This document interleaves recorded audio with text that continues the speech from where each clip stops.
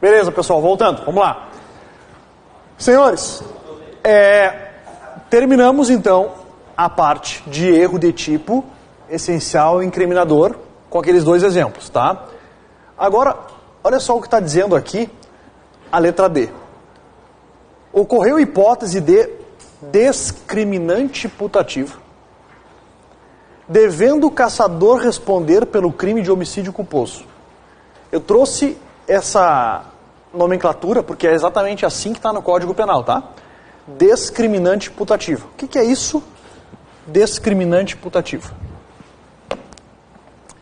Se nós antes estávamos falando de erro de tipo essencial e incriminador, agora nós vamos falar de erro de tipo essencial permissivo. Eu falei para vocês que o erro de tipo essencial incriminador, ele era chamado de incriminador porque ele dizia respeito a uma norma incriminadora. Não é isso? Uma norma que previa um crime. Agora, eu vou falar de um erro de tipo permissivo, porque ele vai ter relação com uma norma permissiva. Mas o que é uma norma permissiva? Norma permissiva, senhores, são normas que prevêem causas de exclusão da ilicitude. Normas permissivas são normas que prevêem causas de exclusão da ilicitude. Essas causas de exclusão da ilicitude também são chamadas de discriminantes. Então, norma permissiva ou discriminante discrimina, tira o crime, tira a ilicitude. São normas de exclusão da ilicitude. Por exemplo, legítima defesa, estrito cumprimento dever legal, exercício regular de direito, estado de necessidade. Todas essas são normas permissivas. Olha só, ela não está prevendo um crime, ela está permitindo uma conduta, excluindo o crime. Tá?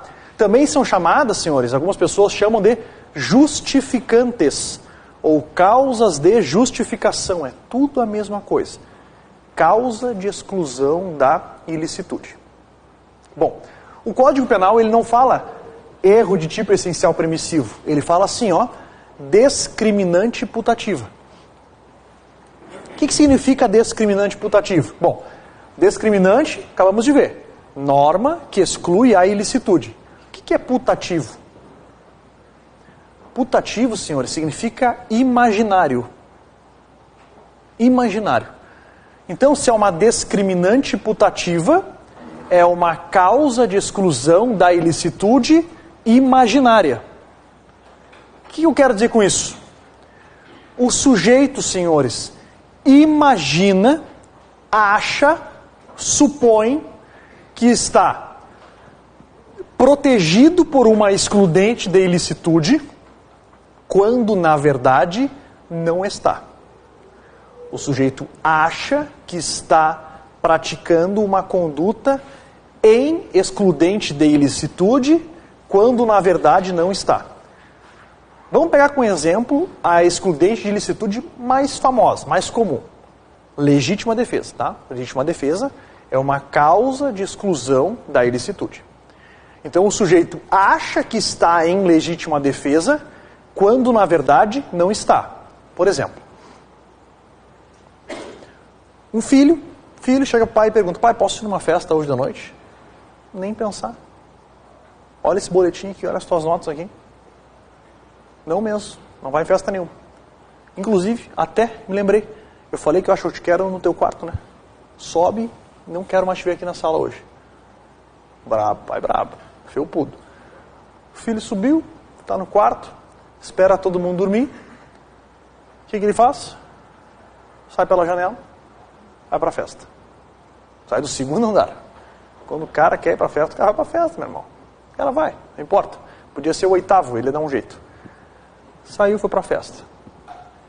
Na hora que ele volta, aí as perninhas já estão um pouco mais bambas, está com os pezinhos molhados. Ele olha para a janela e fala, eu não vou subir essa janela desse jeito que eu estou. Vou ter que entrar pela porta. Fazer o quê? Tentar fazer o mínimo barulho possível, vou entrar. Ele entra, pela porta e o pai já lá de cima ouve um barulho estranho. Ué, parece que eu estou ouvindo a porta abrir. Só tem um pequeno detalhe, o pai é CAC, é atirador profissional. Já desce armado, já vai descendo as escadas e começa a ver um vulto andando na sala. Não quer nem saber.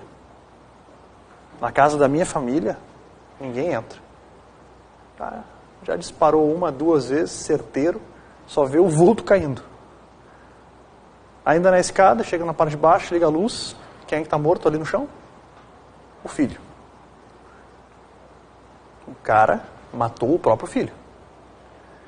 Ele achava que ele estava protegido por uma excludente de ilicitude que, na verdade, não existia. Então, ele imaginou que estava protegido por uma discriminante. Isso é discriminante putativa. Isso é erro de tipo essencial permissivo. Senhores, só muda até aqui. O resto é exatamente igual. Como é que é a solução? Vou verificar se o erro é vencível ou invencível. Exatamente a mesma coisa. Se o erro for invencível, exclui dolo e culpa, o fato é atípico. Se o erro for vencível, exclui somente o dolo, posso punir por culpa se tiver prisão de crime culposo. Nesse caso, o homicídio poderia ser, porque tem homicídio culposo. Tá? Então percebam, ocorreu hipótese discriminante putativa? Não, nada a ver. Isso aqui é um erro de tipo incriminador. Não é erro de tipo permissivo. Não é hipótese de discriminante putativa. Tá? A letra D está errada, mas serviu para a gente já ver o que é uma discriminante putativa. A solução é exatamente a mesma, só muda o tipo de norma. Agora é uma norma permissiva. Antes de nós passarmos para a próxima assertiva, vamos só ver o que o Código Penal fala sobre isso. Olha só. Primeiro, o artigo 20. O artigo 20 fala do erro de tipo essencial incriminador. Olha ali, ó. O erro sobre elemento constitutivo do tipo legal exclui o dolo, mas permite a punição por crime culposo se previsto em lei. Senhores, percebam, o Código Penal vai só até aqui. É isso que ele fala. O erro sobre elemento constitutivo do tipo legal exclui o dolo, mas permite punição por crime culposo se previsto em lei. Senhores, esse erro aqui que o Código Penal está se referindo é o erro vencível. Exclui o dolo, mas permite punição por crime culposo previsto em lei. Tá? Então percebam, não tem previsão no Código Penal do erro invencível excluindo dolo e culpa. Mas vocês têm que saber isso para a prova, cai direto. Cai direto. Tá? Também, muito importante saber exatamente o que está escrito no artigo 20. Tá? A interpretação do artigo 20 é isso aqui. Artigo 20, parágrafo 1º agora. Olha como é exatamente o nome que o Código Penal dá. Discriminante putativo. Exatamente isso. Olha ali. É isento de pena quem? Por que é isento de pena? Porque eu vou ter exclusão do crime. Por erro, aqui que vem a questão, ó, plenamente justificado. Quando ele fala plenamente justificado, agora sim, ele está falando de erro invencível. Plenamente justificável, erro invencível. Tá? Supõe situação de fato que, se existisse, caso ela existisse, tornaria ação legítima. Não há isenção de pena quando o erro deriva de culpa, quando o erro é vencível, e o fato é punível como crime culposo. Aí na discriminante putativa, aí ele tem a previsão tanto do invencível quanto do vencível. Tá? Então, se existisse a situação que ele supôs, realmente, a ação seria legítima, exclui dolo e culpa. Agora, se ele errou por culpa e o fato é punido como crime culposo, ele responde por crime culposo. Tá? A interpretação também do parágrafo 1º é exatamente isso. De novo, como é que a banca pode cobrar essa questão? Pode cobrar com caso concreto, como eu cobrei, pode cobrar como mera disposição da lei. Pode cobrar. Lembrem, na aula passada para vocês. Antes de mais nada, vamos dar preferência para o estudo da lei. O estudo da lei é essencial. É o que mais vai cair na prova de vocês, tá? Só que quando é erro de tipo, erro de permissivo inclinador, cai muito exemplo, como esse aqui. Beleza? Mas não vamos descuidar da lei. Bom, senhores, a próxima assertiva diz assim, ó. Ocorreu erro de proibição invencível, portanto o fato não é culpável. Nós já vimos que não é isso, né? Porque a alternativa correta é a letra C, né? É isso, salvo engano. Ocorreu erro de proibição invencível. Vamos lá. O que é erro de proibição?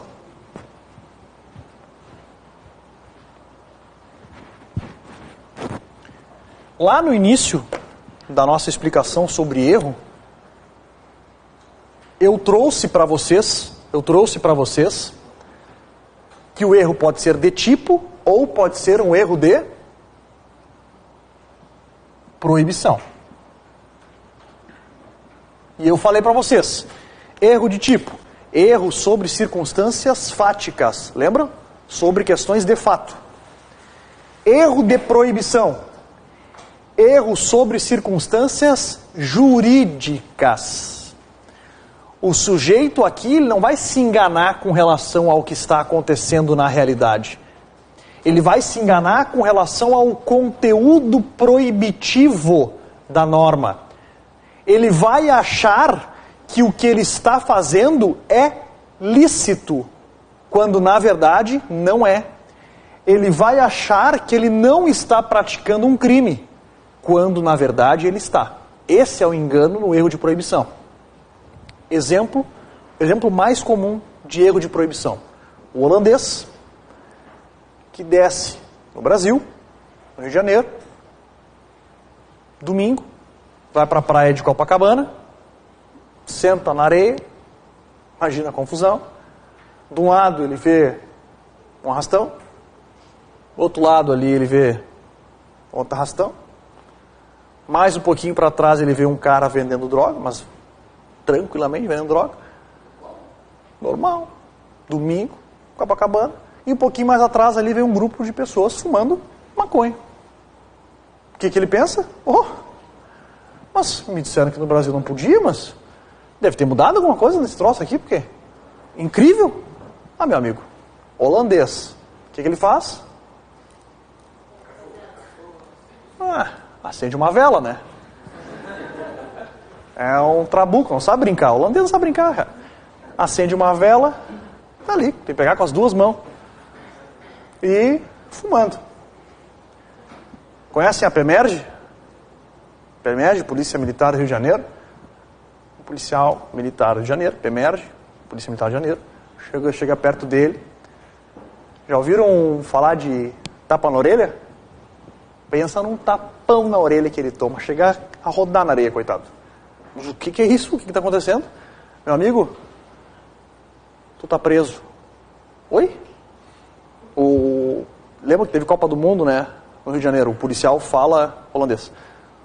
Tu tá preso. Por quê? Por posse de drogas para consumo pessoal. Só um pouquinho. Não, só um pouquinho não. Vai te explicar para quem? Uma chance. Pro delegado. O delegado resolve. Coitado. Chegou na delegacia. Começou o procedimento tudo e o cara narra aquela situação pro delegado. Delegado, só um pouquinho. Não, tudo bem, até posso ser preso. Mas então eu vou levar vocês, com todo o respeito, eu vou levar vocês até o local onde eu estava e nós temos mais umas 150 prisões para fazer ali. Porque tinha uns caras vendendo droga, porque eu vim do avião, né? Eu tive que comprar, eu não consegui trazer, né? E também sabe que ali não é areia, não brota, né? Então eu comprei de alguém. Eu tinha 2 arrastões acontecendo ali, eu não sei se é normal aqui, um furto assim. Mais atrás ali eu vi um cara andando com um pouquinho mais em cima do morro com um fuzil na mão. Eu não sei. Acho que de todos os males aqui, o meu era o menor. Senhores, ele achava sinceramente que não era crime. Ele incidiu num erro de proibição. Ele achava que a conduta dele era permitida, quando na verdade não era. Ele teve um erro de proibição. Qual é a solução que nós vamos saber? Nós vamos ver se esse erro é vencível ou invencível. Aqui nós temos uma diferença com relação ao erro de tipo. Quando eu falo de erro de proibição, eu estou falando de culpabilidade. Se o erro de proibição for invencível, senhores, olha aqui.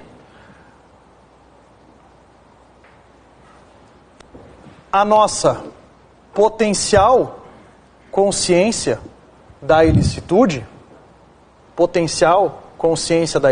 que é um elemento do fato culpável, ela é excluída. Se eu excluo a potencial consciência da ilicitude, eu excluo a própria culpabilidade. Se eu excluo a culpabilidade, que é um elemento do crime, eu excluo o próprio crime. Agora, se esse erro for vencível, aí olha só, nós vamos ter uma minorante.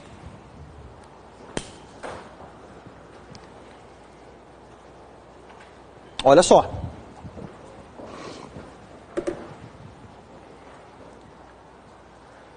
O desconhecimento da lei é inexcusável. Abre assim o artigo. O desconhecimento da lei é inexcusável. Para que serve essa disposição legal? Para evitar a alegação de erros grosseiros. Senhores, esse holandês podia dizer que ele sem querer ele roubou alguém, ele vai lá e diz, não sabia que roubo aqui no Brasil era crime. Não, só um pouquinho. Desconhecimento da lei é inexcusável.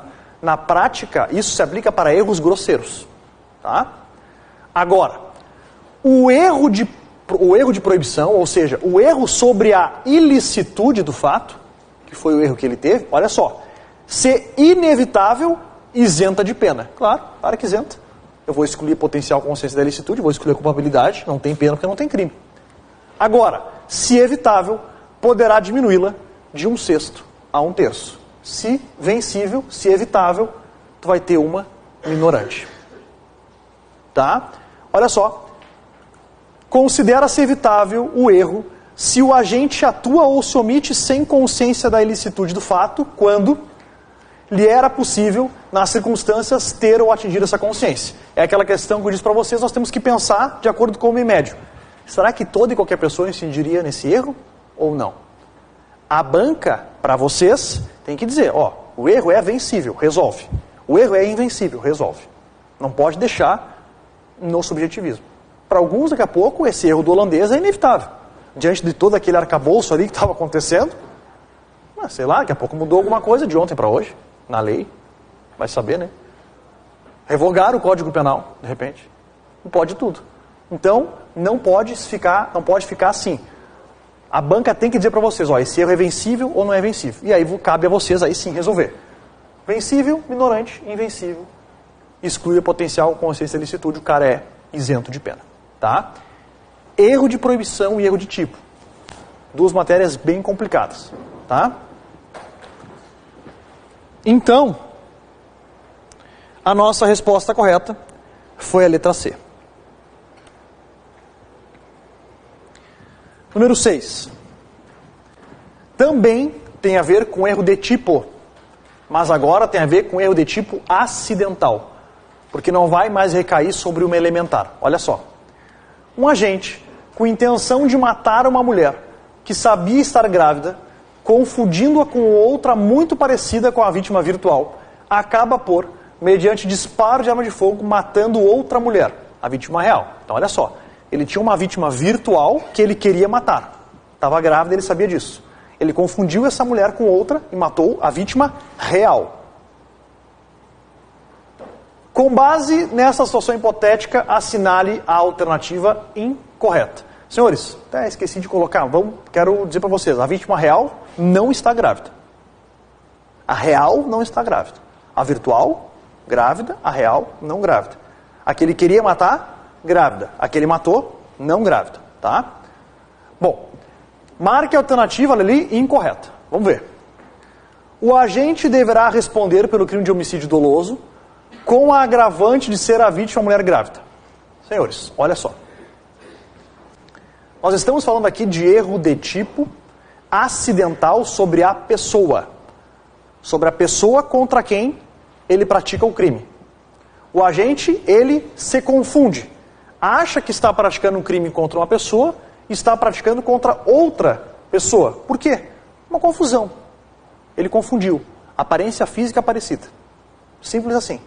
Queria matar o A, matou o B porque era muito parecido. Foi sem querer. Tá? Primeiro, ele matou porque ele quis. Então o homicídio é doloso. Não tenho dúvida nenhuma disso. Ele quis o resultado. A grande questão é a seguinte, olha só. Existe uma agravante, tá? É uma situação que vai aumentar a pena dele, não é uma majorante, é uma agravante, não se preocupem com isso. É só algo que o juiz vai ter que considerar e aumentar a pena do cara, que é praticar um crime contra a mulher grávida. Se um delito, qualquer delito for praticado contra a mulher grávida, a pena do cara tem que ser aumentada, pelo fato da mulher estar grávida. Tá? A grande questão é aqui. E aí? Tem agravante para esse cara ou não tem? Essa é a grande questão. Vamos ver o que o Código Penal fala sobre isso? Olha só que interessante. Erro sobre a pessoa. O erro contra a pessoa contra a qual o crime é praticado não isenta de pena. Não tem isenção de pena? Beleza. Agora, cuidado. Não se consideram, neste caso, as condições ou qualidades da vítima, a redação é um pouco truncada, mas acompanha, senão as da pessoa contra quem o agente queria praticar o crime. Então nós temos que considerar que ele praticou o crime contra a vítima virtual e não contra a vítima real. Se ele queria praticar um crime contra uma mulher grávida e praticou outro contra uma não grávida, ainda assim continua existindo a agravante. Por que é absurdo? Pode ser. Mas é o que o Código Penal expressamente determina que a gente faça. E para concurso, vamos seguir o Código Penal. Beleza? Sempre se considera, então, no caso de erro sobre a pessoa, que ele atingiu a vítima que ele queria atingir. Tá? Então, olha ali. Marque a incorreta, hein? O agente deverá responder pelo crime de homicídio doloso com agravante ser a vítima mulher grávida? Sim. Então está correta, né? Ou seja, não é a incorreta. O agente deverá responder pelo crime de homicídio doloso sem a agravante antes mencionada? Com a agravante. Colegas, se a de cima está certa, a de baixo está errado. Beleza. Alternativa correta na questão letra B, porque está incorreta. Resolve comigo as demais. Caso o agente não soubesse da gravidez, não poderia responder pela agravante do crime contra a mulher grávida. Perfeito. Senhores, a gente não admite aqui no Brasil o que se chama de responsabilidade penal objetiva. O que significa dizer isso? Eu só posso punir alguém por dolo ou por culpa. Se o sujeito não tinha conhecimento da situação, ele não agiu com dolo e nem agiu com culpa. Então, se o sujeito não sabe que a mulher está grávida, não responde pela agravante. Ele tem que ter consciência. Tem que ter, no mínimo, culpa. O que eu quero dizer com isso? Mas ela estava com um barrigão ali de 8 meses. Bom. Então, no mínimo, ele foi imprudente, porque dava para ver que ela estava grávida.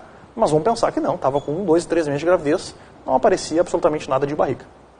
Então, tem que saber da gravidez, no mínimo, por culpa. Tá? Beleza. Caso o agente, olha aqui agora, caso o agente quisesse matar uma mulher que não está grávida, mas a confundisse e acabasse matando uma gestante, não poderia responder pela agravante em comento. E aí? Só a situação inversa. Como é que fica? Vou te dizer, aplica o Código Penal. Como é que fica? Isso, não responde pela agravante. Considera-se como se ele tivesse atingido a vítima virtual. Se vale para o mal, vale para o bem também. Tá? A questão apresenta hipótese de erro de tipo acidental sobre a pessoa. É exatamente isso. É um erro de tipo acidental sobre a pessoa. Senhores, deu para entender aqui? Sempre vamos considerar, então, que ele praticou o crime contra a vítima virtual e não contra a vítima real. Letra B, alternativa correta. A questão real mesmo seria tratada como a que está agindo na vida real ou seja virtual. É estranho, né? É o que a gente chama de ficção jurídica. É uma ficção jurídica, ficção criada pela lei, mas é isso. É exatamente isso. Senhores, aqui então encerramos a nossa parte de fato típico. Vamos falar agora um pouquinho sobre ilicitude e sobre culpabilidade. É bem mais tranquilo. Primeira coisa que nós temos que saber sobre ilicitude. Primeira coisa. Causas de exclusão da ilicitude, previstas na parte geral do Código Penal. Vamos ver se alguém se arrisca comigo aqui e resolver essa aqui, sem a gente olhar o Código Penal. Vamos lá. Não exclui a ilicitude. Eu já falei aqui algumas duas vezes em sala de aula o que exclui.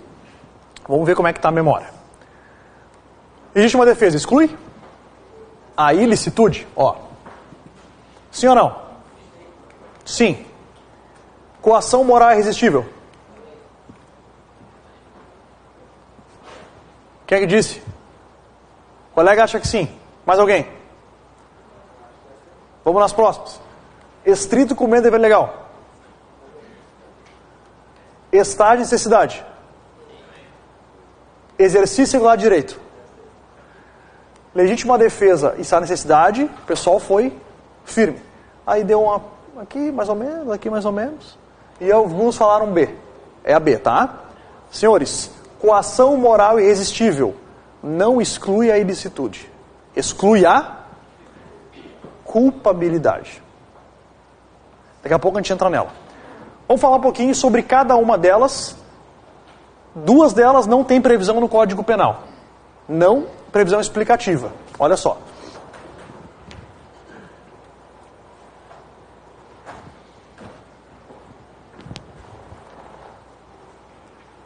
Não há crime quando o agente pratica o fato. Senhores, excludentes de ilicitude, tá? Discriminantes, causas de justificação, normas permissivas, tudo a mesma coisa. Em estado de necessidade, em legítima defesa, em estrito cumprimento do dever legal ou no exercício regular de direito. O agente, em qualquer das hipóteses desse artigo, responderá pelo excesso doloso ou culposo. Daqui a pouco a gente fala sobre excesso. Duas delas, estado de necessidade e legítima defesa, o Código Penal explica. E tu tem que saber o texto dessa explicação. As outras duas, estrito cumprimento do dever legal e exercício regular de direito, o Código Penal não explica. Vamos começar por elas então, só para a gente entender. Senhores, vamos começar no seguinte. Lembram que eu falei para vocês de tipicidade formal e material? E falei para vocês que a tipicidade formal é a mera verificação se a conduta encontra respaldo em lei como crime? Então eu vou fazer uma pergunta para vocês, se vocês me dizem se essa conduta encontra respaldo em lei como crime ou não. Se tem previsão no Código Penal. Policial arromba uma porta durante o cumprimento de um mandado de busca e apreensão para entrar numa casa e viola esse domicílio e entra. Em tese, tem tipicidade formal? Formal tem. Violação de domicílio e dano. Um policial que, vendo uma situação de flagrante delito, vai ali e prende uma pessoa, coloca essa pessoa dentro de uma cela, lá no cárcere. Tem tipicidade formal? Formal tem. Um cárcere privado. Está na cela, está em cárcere privado. Então percebam, são condutas que têm tipicidade. Formal e eu diria para vocês, até material. Agora, o policial vai responder por essas condutas? Não, porque ele agiu em uma causa de exclusão da ilicitude. O fato é típico, mas não é ilícito. O policial agiu em estrito cumprimento do dever legal. Então, o policial que prende alguém em flagrante, coloca lá numa cela, por exemplo, vocês, senhores, agentes penitenciários, estão mantendo pessoas em celas, enclausuradas, estão praticando cárcere privado? Não. estão atuando em estrito cumprimento do dever legal de vocês. Vamos pensar na segunda situação. Senhores, o Código de Processo Penal fala assim, ó, a autoridade policial e seus agentes têm obrigação de prender quem se encontra em flagrante delito. Qualquer do povo pode prender quem está em flagrante delito. O policial tem o dever. Qualquer do povo pode. Se ele pode, é um direito que lhe assiste prender alguém em flagrante. Senhores, então se um particular prende alguém em flagrante, leva até a delegacia, o cara é colocado lá na cela, ele responde pelo cara ser privado? Não. Mas cuidado. Não mais por estrito cumprimento do dever legal, e sim por exercício regular de um direito. É isso. É isso. Tá? Essas são as duas hipóteses que não estão no Código Penal. Explicadas. Vamos dar uma olhadinha antes de estado de necessidade em legítima defesa. Entende-se em legítima defesa quem, olha só, usando moderadamente dos meios necessários, repele injusta agressão, atual ou iminente, a direito seu ou de outra. Então, na legítima defesa, existe uma injusta agressão e o sujeito repele essa injusta agressão de forma moderada. De forma moderada. Vamos pensar em situações aqui que são absurdas. Uma menina chama a outra de vagabunda. A outra menina que foi ofendida puxa uma faca e dá uma facada no pescoço dessa menina. Legítima defesa, sim ou não? Essa menina ofendeu a outra deu um tapa na cara da outra. Legítima defesa, sim ou não?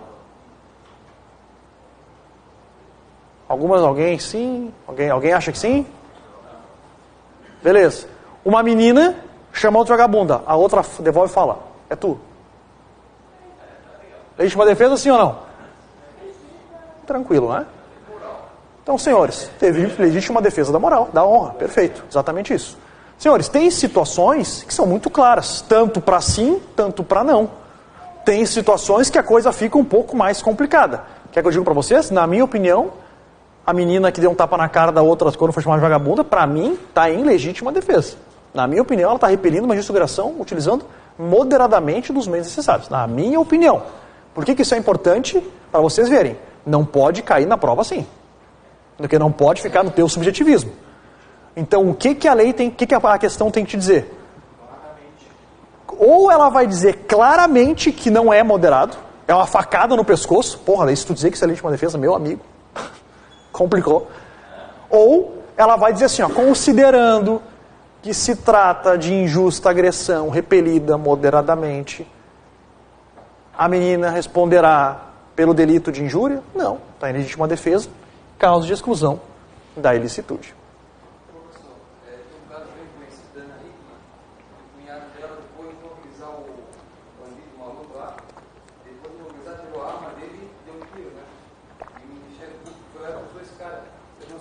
E se eu não me engano, o Ministério Público denunciou, e se eu não me engano, até não faz muito tempo, eu acho, né? Se alguém tiver aí na mão o celular, pode olhar para nós aí, eu acho que ele foi absolvido pelo tribunal.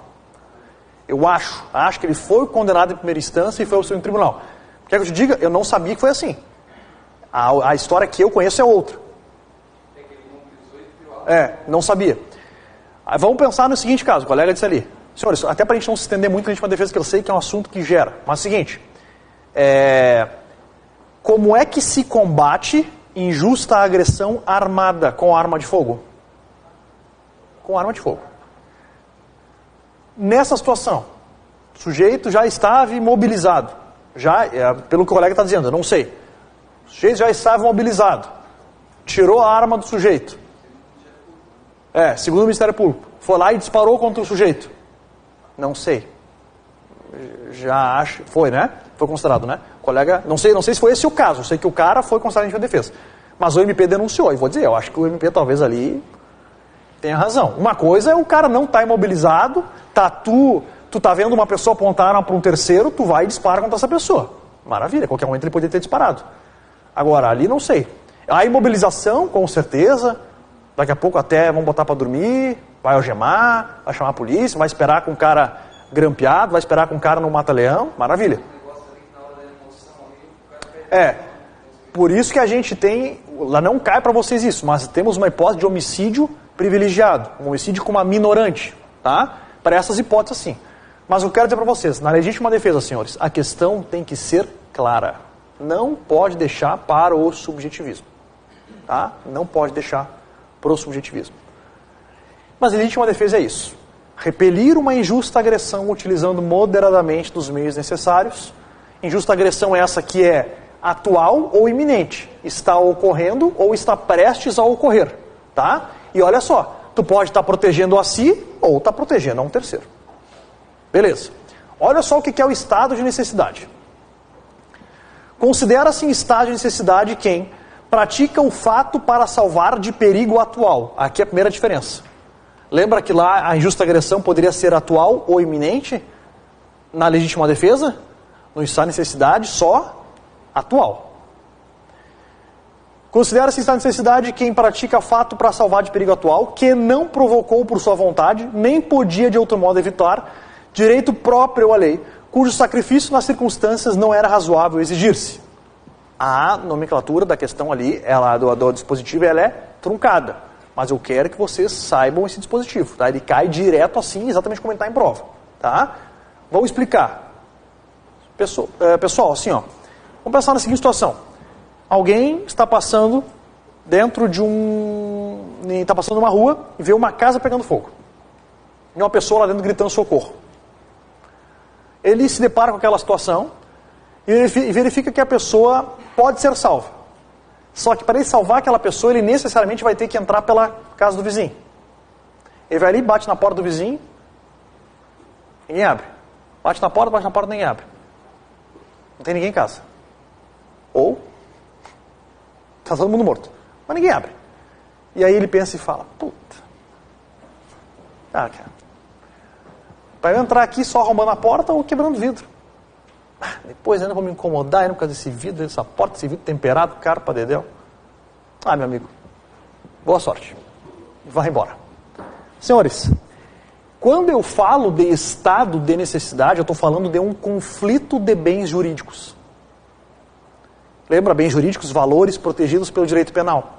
Quais são os bens jurídicos que estão em conflito nesse caso concreto? A vida de uma pessoa e o patrimônio de outra. Qual é o mais importante? A vida. O estado de necessidade serve para dizer assim, ó, meu amigo, se tu praticar uma conduta para salvar direito alheio, que não era,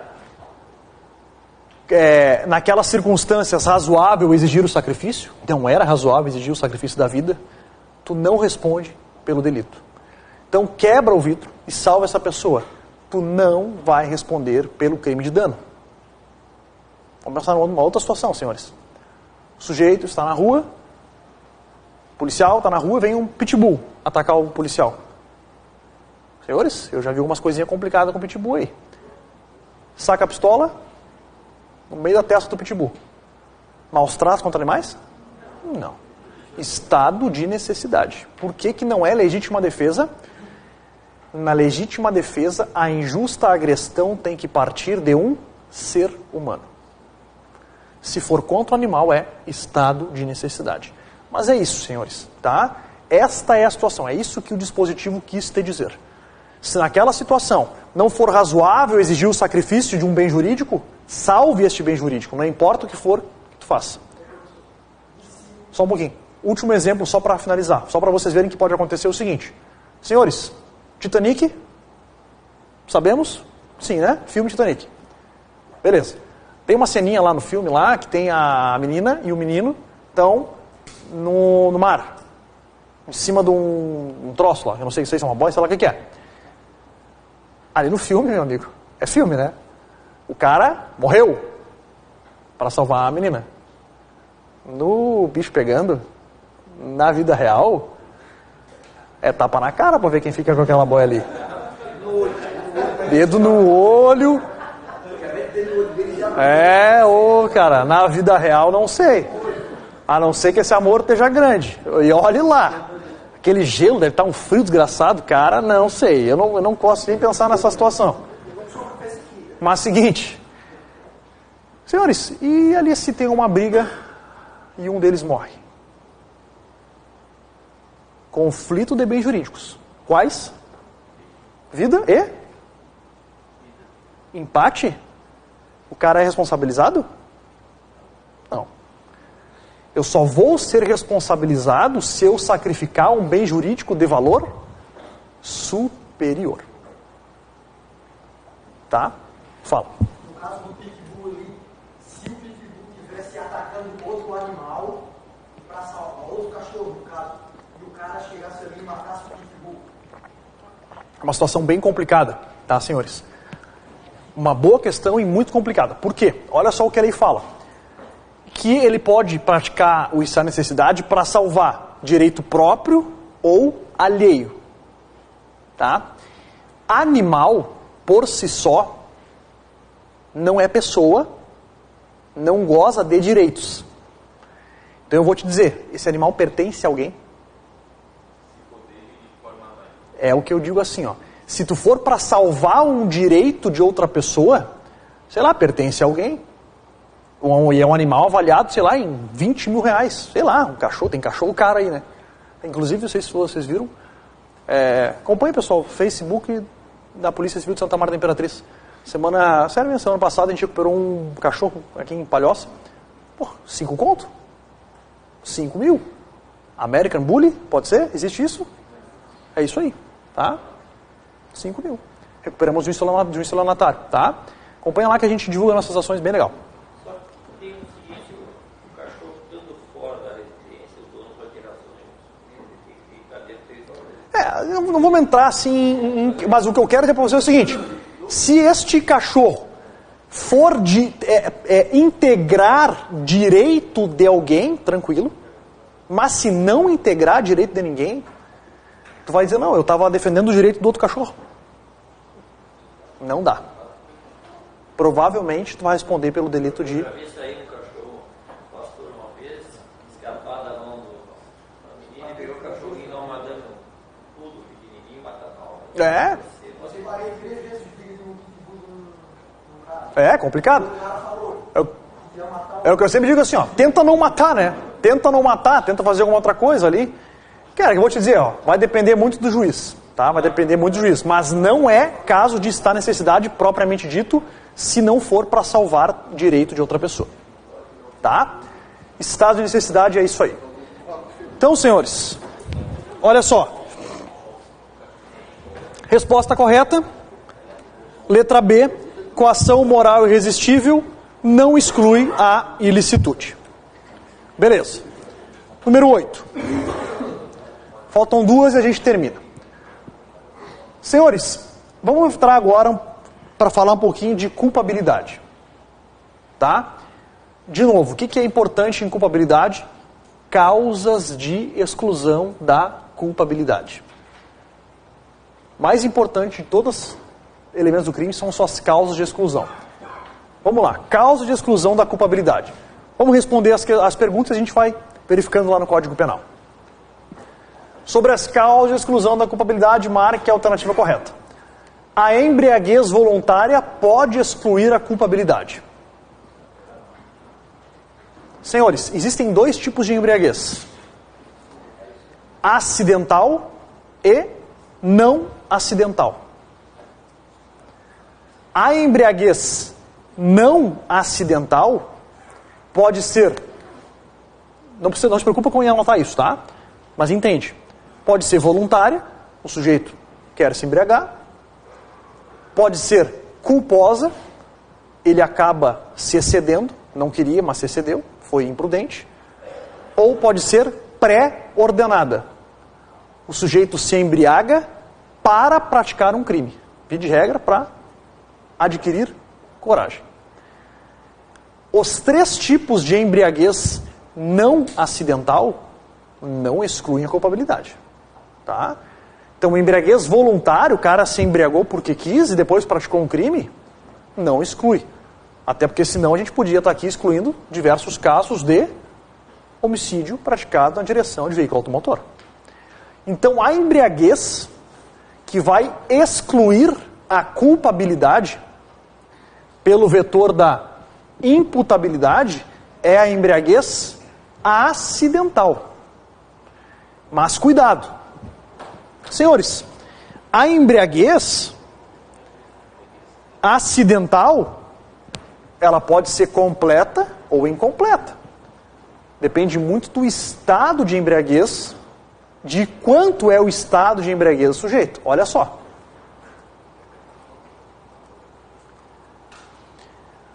Olha só. É isento de pena, ou seja, exclui a culpabilidade, o agente que, por embriaguez completa, proveniente de caso fortuito ou força maior, ou seja, completa acidental, era, ao tempo da ação ou da omissão, olha aqui, inteiramente incapaz de entender o caráter ilícito do fato ou de se determinar de acordo com esse entendimento. Então, olha só, a embriaguez tem que ser, primeiro, completa, segundo, derivada de caso fortuito ou força maior, que é uma embriaguez acidental, aquele que ele não quis, e ainda tem que fazer com que ele seja inteiramente incapaz de entender o caráter ilícito do fato ou de se determinar de acordo com esse entendimento. Porque olha a diferença. A pena vai ser apenas reduzida se o agente por embriaguez, olha só, proveniente de caso fortuito ou força maior, não possuía a plena capacidade. Então uma coisa é ele ser inteiramente incapaz, não podia entender. Outra coisa é ele não ter a plena capacidade, mas ainda ter alguma capacidade. Então olha só, a embriaguez acidental completa, essa, beleza, exclui a culpabilidade. Agora, a embriaguez acidental incompleta gera uma, o que é isso aqui? Reduzida de 1 a 2/3 é uma minorante. Então, de novo, embriaguez não acidental responde pelo crime.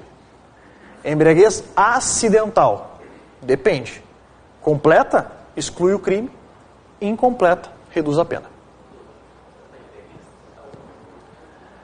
Embriaguez acidental, cara, os exemplos... Não sei se eu posso comentar ali uma coisa para os colegas de 3 dias agora, pode tomar banho de cerveja. Olha aí, ó. Pode tomar banho de cerveja em 3 dias. Em vez de beber... Vou te dar um exemplo... Vou te dar um exemplo... Deixa o cartão depois. Vou te dar um exemplo de livro e depois um exemplo de vida real. Exemplo de livro. O cara, ele trabalhava limpando vãos onde era guardada cerveja. E aí ele, quando limpou, caiu, ficou lá dentro e se embriagou. Acidentalmente. Exemplo de livro.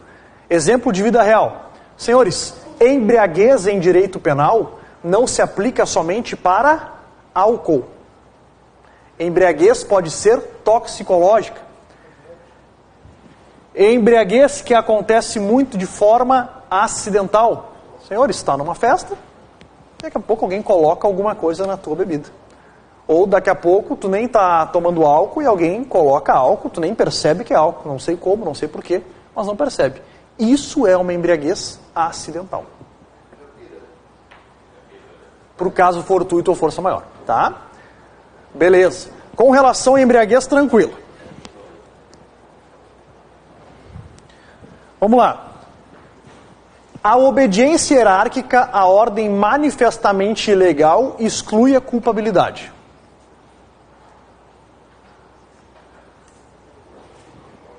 E aí?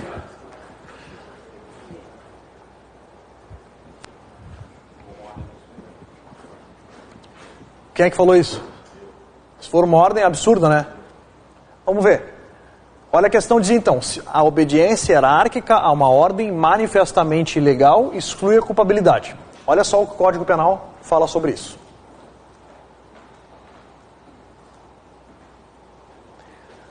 Se o fato é cometido sob coação irresistível. Calma, daqui a pouco eu falo sobre coação irresistível. Ou em estrita obediência à ordem, e agora vem a resposta à tua questão. Olha ali, não manifestamente ilegal, de superior hierárquico, só é punível o autor da coação ou da ordem. Então, primeiro, na ordem, ilegal. Primeira situação, só se aplica para a situação de serviço público, de relação jurídica de direito administrativo. Não se aplica para relações privadas de trabalho, para relações estritamente seletistas. Não. Estou falando então de agentes públicos, tá? Senhores, vamos pensar, daqui a pouco, graças a Deus passou no concurso, agente penitenciário e o teu superior hierárquico um dia te fala, eu quero que tu pegue o preso fulano, coloque ele no castigo, desligue todas as luzes, deixa ele, por favor, ali sem contato, sem comunicação com o meio externo, só quero a fresta meio centímetro aberta, sem alimentação nas próximas 48 horas. Sim, senhor, chefe. Para agora. E aí? Só responde o autor da ordem ou o executor também responde? Essa ordem é manifestamente ilegal ou não é? É, né, senhores? É uma ordem manifestamente ilegal. Nesse caso, os dois respondem. Tá? Senhores, agora, e se ele fala assim para ti, vai lá e coloca no castigo com a luz apagada? Só isso. Beleza. Vai lá e coloca. Os senhores sabiam que a ALEP, a Lei de Execução Penal, proíbe cumprimento de pena, um ergástulo, sem iluminação nenhuma? Sabiam? Isso causa uma loucura na cabeça do cara que vocês não têm ideia. De vez em quando acaba. Pode acabar, né? Acabar. Então, senhores, só que assim eu pergunto a vocês, essa é uma ordem manifestamente ilegal? Mas, talvez o cara é agente penitenciário há muitos anos. Não conhecia essa disposição legal, vocês provavelmente não vão poder se eximir disso, vão passar por uma academia de agentes penitenciários muito boa. Não vão poder se eximir, mas daqui a pouco o cara não volta para fazer curso de atualização há 25 anos. E ele vai lá e fala, não, beleza, vou deixar o cara no castigo com a luz apagada. Essa não é uma ordem manifestamente ilegal. Ela só é ilegal. E aí, se a ordem é só ilegal, quem responde é o superior hierárquico. Quem executa vai estar albergado por uma excludente de culpabilidade. Não lhe é exigível conduta diversa. Mas a ordem não pode ser manifestamente ilegal. Cuidado com isso. Tá? Se a ordem for manifestamente ilegal, tu tem o dever de não cumpri-la. Guarda isso para a tua vida funcional. Ordem manifestamente ilegal não se cumpre. Seja de quem for. Fala. Pode pedir até com firma reconhecida. Pode até conseguir provar que foi uma ordem, mas tu vai responder junto. Não se cumpre ordem manifestamente ilegal. Tá? Bom, além disso ele fala assim, ó, também vai ter exclusão de culpabilidade se for cometido sob coação irresistível. Que coação é essa que ele fala aqui? Coação moral irresistível. Senhores, vamos pensar no seguinte caso. Tem um usuário de drogas devendo drogas para um traficante. Há muito tempo.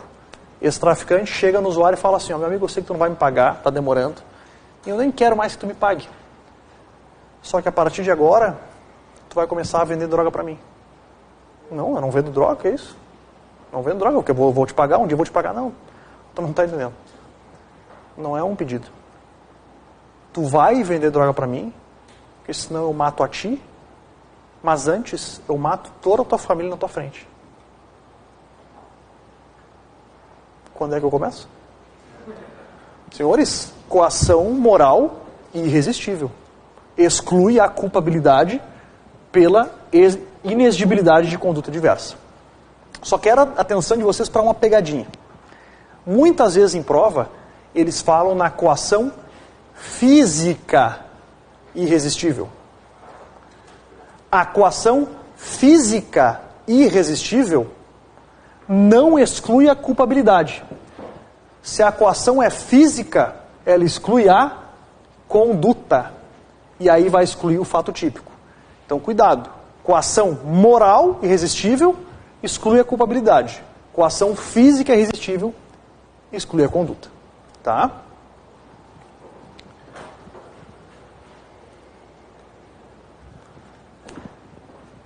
Próximo. Então, a obediência hierárquica, a ordem manifestamente legal exclui a culpabilidade? Não. Ordem manifestamente legal, não. A menoridade é a causa de exclusão da culpabilidade? Simples fato de o sujeito ser menor de idade.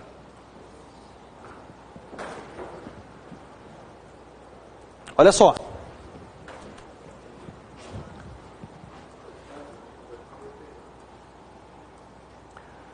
Os menores de 18 anos são penalmente inimputáveis, ficando sujeitos às normas estabelecidas na legislação especial.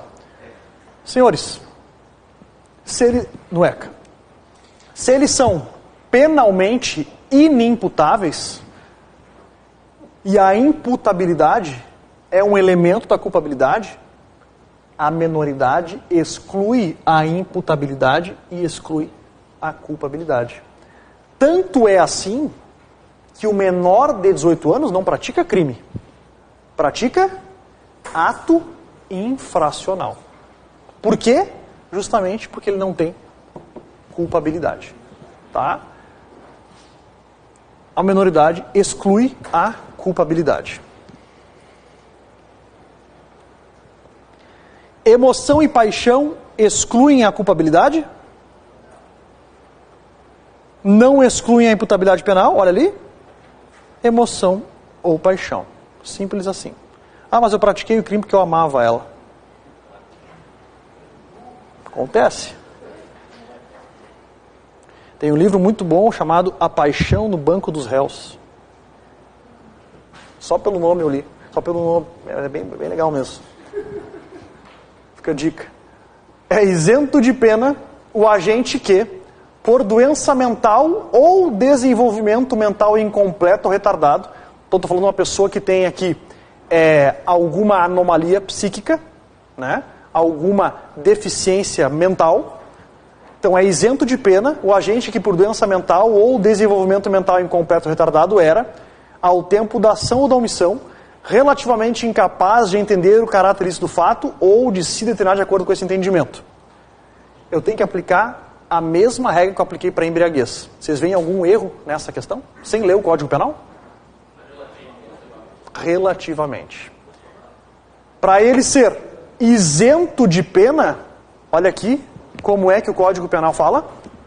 Mais uma pegadinha que cai direto em prova.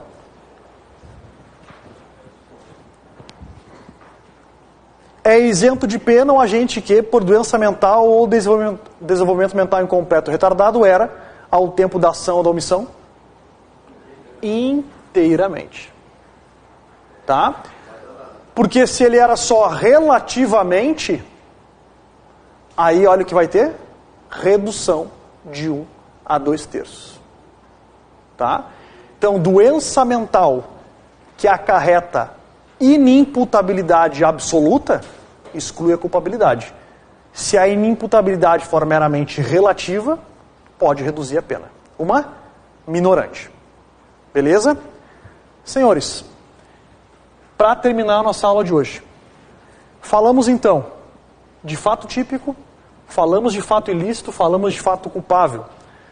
Terminamos de falar da teoria do crime. Matéria pesadíssima. A matéria mais difícil do direito penal. Tá? Vimos quase por completo de acordo com o Código Penal. Mas tem mais uma coisa que cai para vocês da parte geral, que está no teu edital, que é a punibilidade. Com relação à punibilidade, nós temos que saber necessariamente o artigo 107 do Código Penal de cor e salteado. Tá? O que é a punibilidade? Bom, se o sujeito praticou um fato típico, ilícito e culpável, surge para o Estado um direito / dever de punir esta conduta. Esta é a punibilidade. É um direito e um dever do Estado de punir condutas delituosas. Isso é punibilidade. Mas existem certas situações em que um sujeito vai praticar um fato típico, ilícito e culpável, mas que não será punível. Existem algumas situações em que vai ser extinta a punibilidade. Nós temos que saber esse rol de cor, necessariamente. Prova que pede punibilidade. Se cobrar, olha, o artigo 107 tem chance grande de cair. Então olha ali o que diz, ó. Olha o que extingue a punibilidade. A morte do agente, né? Se o autor do crime morreu, vai punir como? Está extinta a punibilidade. Anistia, graça ou indulto. Senhores, não se preocupem muito com isso. Mas rapidamente. A anistia é uma lei que perdoa certos crimes, lei feita pelo Congresso Nacional, enquanto graça e indulto são atos do presidente da República que vão perdoar certos delitos. Já ouviram falar no indulto de Natal, por exemplo?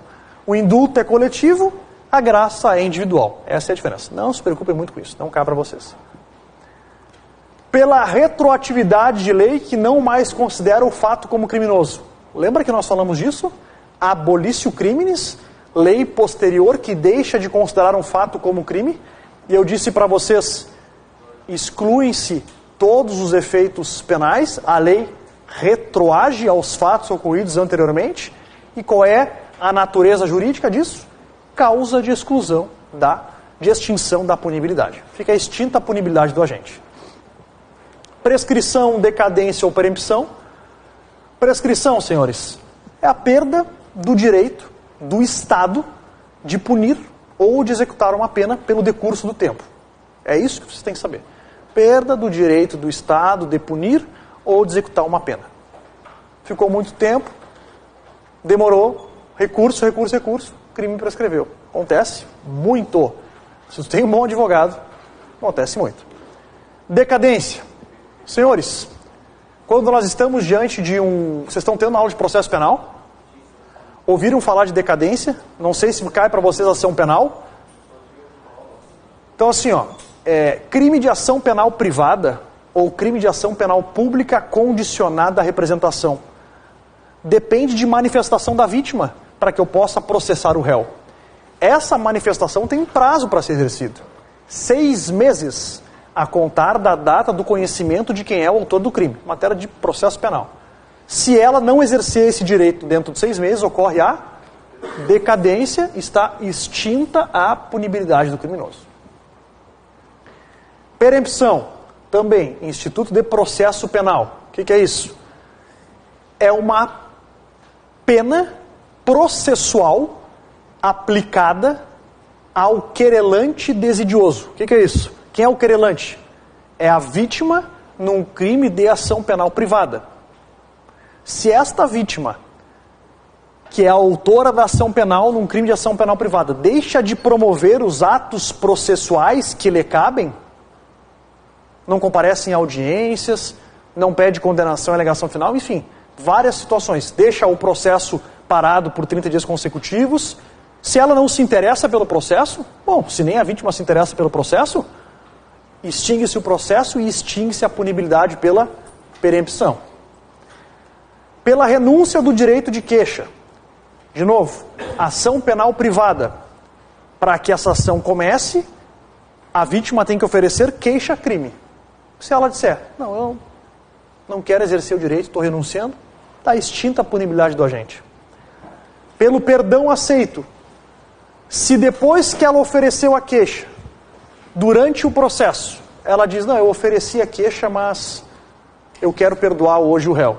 Se o réu aceitar o perdão, ação penal privada, está extinta a punibilidade também. Pela retratação do agente nos casos em que a lei admite nos seguintes casos, senhores. Nós vamos estudar, que cai para vocês, falso testemunho, então não se preocupem. Em outros casos, admite em difamação e em calúnia. Retratação. Não cai para vocês difamação e calúnia. Quando chegar a hora de falso testemunho, eu vou lembrar vocês deste instituto da retratação. Fiquem tranquilos. Mas a retratação, quando a lei admite, extingue a punibilidade. E o perdão judicial nos casos previstos em lei. O que é o perdão judicial? Rapidamente. Senhores, sabem quem é a Cristiane Torlone? Pode ser? É esse o nome da atriz? Eu nunca sei se essa... Eu acho que a história é verdadeira, tá? Eu já ouvi várias vezes, já li várias vezes, mas nunca ouvi ela falar sobre isso. Então, o que eu vou dizer é o que eu sei. Pelo que consta, ela, sem querer, matou o próprio filho, atropelando-o. Alguém já ouviu falar disso? Já? Algumas pessoas aí? Beleza. Senhores, foi sem querer? Tá? Foi culposo. Foi um homicídio culposo. Eu pergunto para vocês, e até serve como reflexão de final de aula. Alguma pena que seja aplicada para essa mulher é pior do que o simples fato de ela conviver a vida inteira com isso? Não, né? Então, o Código Penal fala assim, ó, se o homicídio for culposo, e as circunstâncias do fato forem tão graves para o agente que a pena se mostre desnecessária, o juiz pode conceder perdão judicial e extinguir a pena. Beleza? Artigo 107 visto. Obrigado pela atenção, tá?